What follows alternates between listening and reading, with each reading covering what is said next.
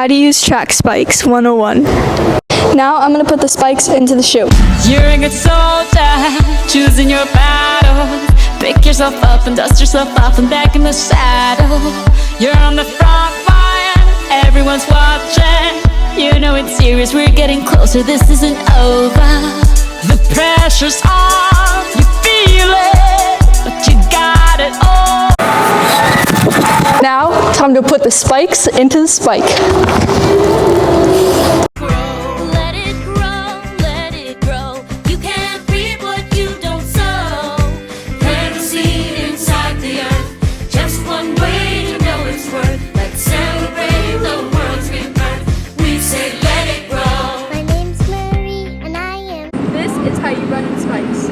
On your marks, get set, go! When you use spikes, you want to make sure that your legs go at like an L, like an upside down L, and then dig into the ground. The whole purpose of using spikes is to cover more ground when you run. Deep when your brain goes numb, you can